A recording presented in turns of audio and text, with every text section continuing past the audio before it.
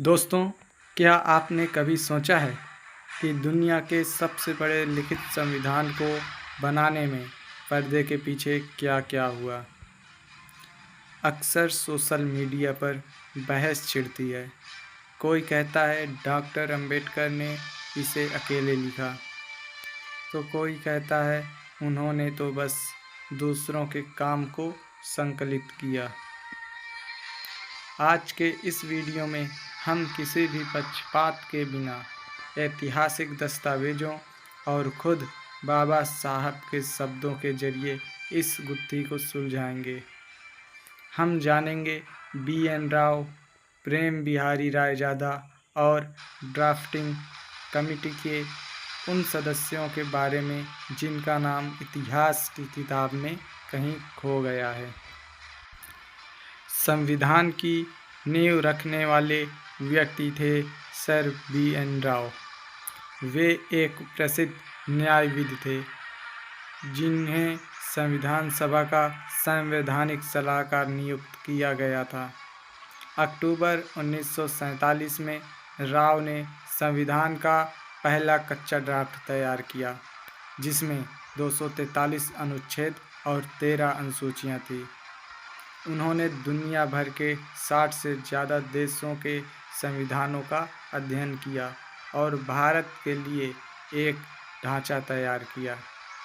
Fact: खुद बाबा साहब ने 25 नवंबर 1949 को अपने भाषण में कहा था कि क्रेडिट का बड़ा हिस्सा बी.एन. राव को जाना चाहिए, जिन्होंने ड्राफ्ट की रूपरेखा तैयार की।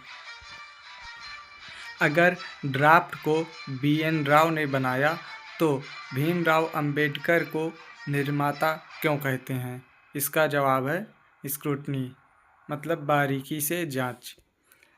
बी.एन. राव ने ड्राफ्ट को 29 अगस्त 1947 को बनी ड्राफ्टिंग कमेटी को सौंप दिया, जिसके अध्यक्ष बाबा साहब थे।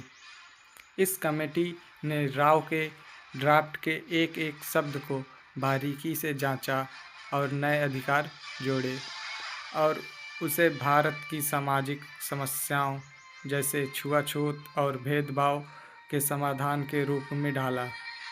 संविधान सभा में जब किसी भी अनुच्छेद पर सवाल उठता तो उसका कानूनी और तार्किक जवाब देने वाले अकेले बाबा साहब ही होते थे। उन्होंने 11 सत्रों और 165 दिनों की लंबी बहस में संविधान का बचाव किया। कमेटी में 7 सदस्य थे: Alladi Krishnaswami Ayyar, N. Gopal Swami, doctor K M. Munshi, Mohammad Saadullah, B L. Mittal और डी.पी. खेतान। लेकिन एक रोचक तथ्य यह है कि एक सदस्य ने इस्तीफा दे दिया, एक की मृत्यु हो गई, एक अमेरिका में थे और एक राजनीति में व्यस्त थे। अंततः संविधान को अंतिम रूप देने का पूरा बोझ डॉक्टर अंबेडकर के कंधों पर आ गया। इसलिए उन्हें संविधान का मुख्य वास्तुकार कहा जाता है। अब बात आती है लिखने की। उस समय प्रिंटिंग प्रेस थी, लेकिन नेहरू जी चाहते थे कि हमारा संविधान हाथ से लिखा जाए। प्रेम बिहारी नारायण रायजादा ने इसे 6 महीने में 303 नंबर की पेन निब का उपयोग करके लिखा।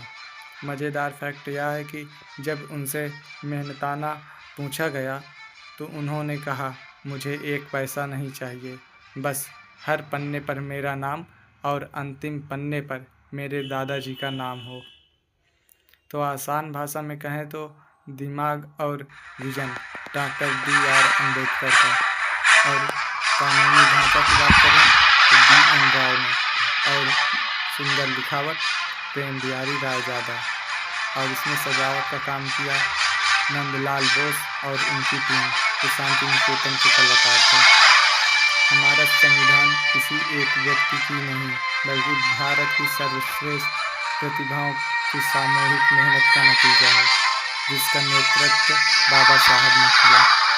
अगर आपको ये बारीकियाँ पहले से नहीं पता थी, तो इस वीडियो को शेयर करके दूसरों का भ्रम भी दूर करें।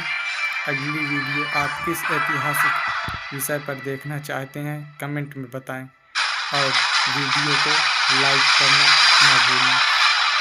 और भारत की इन महान विभूतियों के लिए आप कमेंट में जय हिंद ज़रूर लिखें और चैनल को सब्सक्राइब करना ना भूलें। मिलते हैं अगली वीडियो में।